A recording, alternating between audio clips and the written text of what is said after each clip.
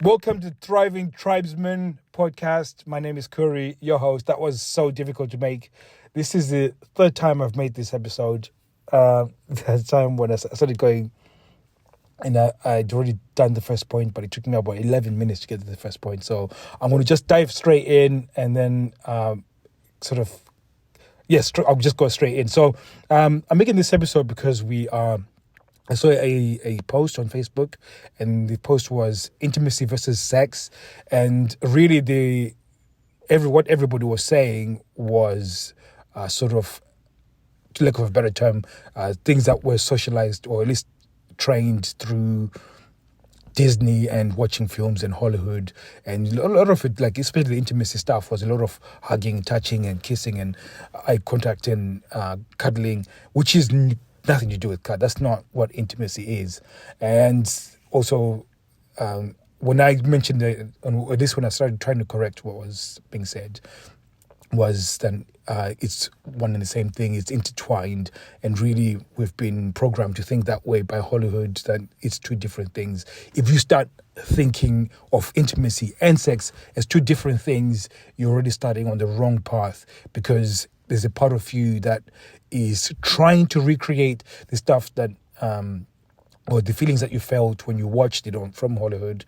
And again, for you to actually recreate that, it takes the moon, the stars, and the earth, and all everything to align, and then it happens. And when it does, it's very difficult to recreate. And probably your wife is probably now in a shell, because all of a sudden she's disappointed because you're not bringing it because she's got this real idea of what intimacy is, which is absolutely a stupid idea, because Disney told her what intimacy is, and that's not what intimacy is.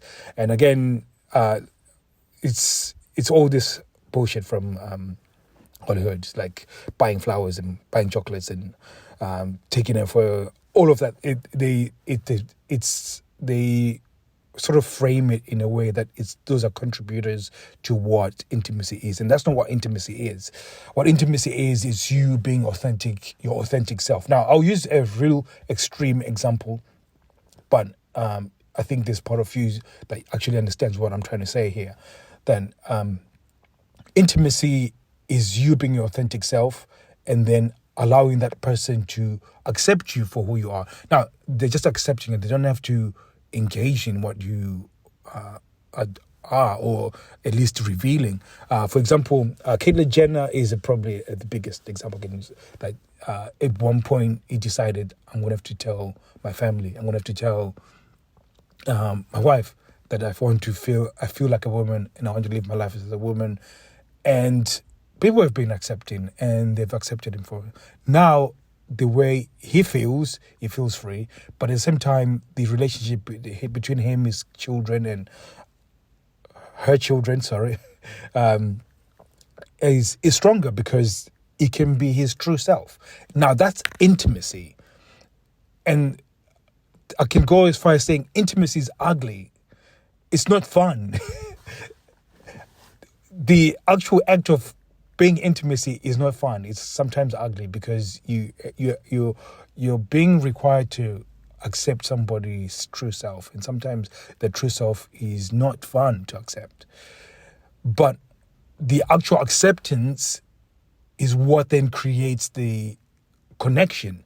So, and when you feel accepted, when you have revealed yourself, at least something that you never wanted anyone to know or hear, especially if it's a fear or a mental block or whatever it is that you reveal, and you feel accepted, that's what creates the connection. And that connection, from a neuroscience perspective, your brain releases oxytocin, which is a chemical that makes you feel connected and feel accepted. And this is what intimacy is. It's like this connection-seeking activity. And again, when you think about it, it's a very, like, open heart surgery is probably a light way of going. Like, it's literally not as fun as Hollywood puts it out. So this is why it's very important, because when you now understand this distinction, it means that you can really start turning the needle in terms of your relationship. Because if your partner thinks buying her chocolates and putting rose petals and all of that stuff is all contributors to intimacy, then all of a sudden when you do it, she's like this anticlimax. It's because really what she's seeking is the real connection. And that real connection comes from, like I said, going through that really ugly scenario where you really have to reveal something that you wouldn't want to reveal about yourself. So that's the side of intimacy. Now I'm going to go straight into the sex, but the sex won't be as difficult to explain because it's pretty much self-explanatory. But so when it comes to the sex, really it's a dopamine seeking activity. It's ingrained in us because it's ingrained into our instincts to want to procreate because it's for the survival of the species. So really we are designed to want to do it all the time. For women, it's a little bit different, especially when they've got children. So before children, they're similar to what we are like, seeking to procreate. And then it sort of fades off a little bit when she now has a child. Now, with terms of, again, Hollywood and what they've done when it comes to sex and leading up to sex and seduction, they've now romanticized it. So they've changed it in a way that they've taken it to be what they've removed it and made it into this romantic thing that is supposed to be this, like there has to be 10 steps to it for it to happen when it's really supposed to be one. So therefore your woman is requiring to have to go through these 10 steps in order for this to happen. And this is, again, one of the contributors to a sexless relationship, because in her mind, when it comes to sex and seduction, there's all these convoluted ideas of what it's supposed to be, which isn't what it's supposed to be. Really, when you look at it from a survival standpoint, sex is just to procreate. And this is the reason why we've got this insane drive to continue having sex. Now, you are rewarded with dopamine so that you can seek out that behavior again. And then also, when you orgasm, then you get the feeling of oxytocin as well, so you can connect, so you can feel connected to that person as well. Now, this is very important because when it comes to seduction, the intimacy plays a role because you want to feel connected. That person gets closer and even more drawn to you, especially for a female perspective, when you can be intimate with her and really be yourself, your authentic self. That's when she starts feeling the feelings of wanting to connect with you sexually. And this is where it becomes very important, especially when it comes to seduction. Again, so for instance, I don't know if because I've got a feeling that there's some family members that listen to this. So I don't want to reveal stuff that when I go to a family event, then all of a sudden they're looking at me weird. But I like to be a little bit aggressive within the bedroom. So it's my wife sometimes. And it's something that we both like. But if you think about it, if I was thinking of from a romantic comedy sort of standpoint, and I know most guys, they sort of try and do the rough stuff because they've watched porn and they think that's how it's supposed to be. But there's a way that you can do it that makes it go absolutely wild. So, oh my God.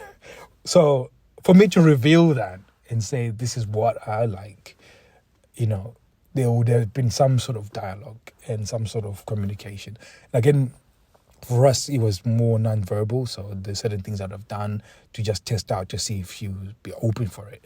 So again, because I've put myself out there where somebody could potentially judge and go, what the hell are you doing? I put myself out there and then she accepted me for it. We connected on it. And then when she's done her things that she likes to do, then because I've accepted it, then all of a sudden we connect on that. It makes us grow in that sort of sexual environment. So our environment starts growing. So if you think about it like an environment, the more we do certain things and the more we're intimate and really being our authentic self and revealing more about ourselves, imagine it being this garden that's growing and growing. Then all of a sudden there's fruits that start coming from that garden. And those fruits come out because of the fact that you are being intimate and you're being revealing about yourself. Therefore, when you do all of that stuff, then again, the sex becomes absolutely amazing. And again, everything that you're doing within your intimacy becomes also part of the seduction, because you during the seduction, and I think if you've listened to this podcast for a while, that the seduction is playful things that you do from the time you orgasm till the time you start having sex again. There's certain steps that you're doing to seduce. Most people sort of do nothing for, I don't know, 2, 3, 4 days, and then when they now want to or start desiring or they want to do something, they start trying to ramp things up. But then, if you think of it, if she's was hot when she's feeling horny, and then all of a sudden she's gone cold, you've kept her cold for a long period of time, and then all of a sudden you wanted to ramp up from completely cold to completely horny. Whereas if you you have an orgasm, she's already warm, and then you continue keeping her warm, so that when you now ramp up to completely hot, there's just a short distance in order for things to happen.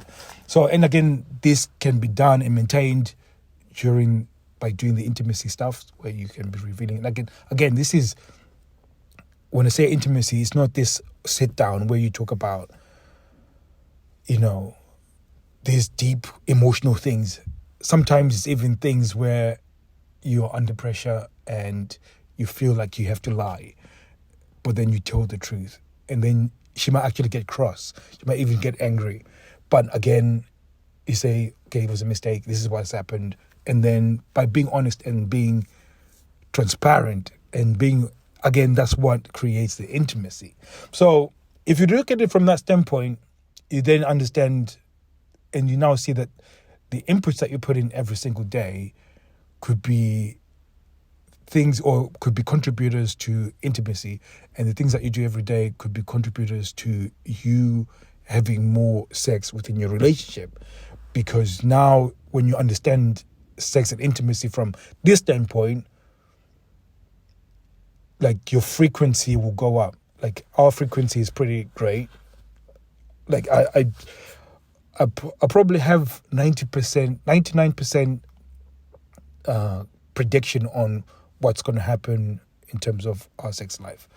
And it's come from understanding this point of view. Now, you might disagree with everything that I've said, and it's completely great. You do what you have to do, but for those of you that this might be new, you might not understand, how do I do this? Go to our Instagram. It's now called Thriving Tribesman, and you can go there. You can ask some questions, and I can start guiding you through on how you can actually do this. Like walk you through, because obviously I'm doing an overview of what it is and how it's done, but in terms of really showing you like how do you have those conversations and how do you then use that as seduction tools as well. It's one of those things that I'll be willing to show you and really walk you through and show you how it's done. So thank you very much for listening. I'll be speaking to you soon. Take care.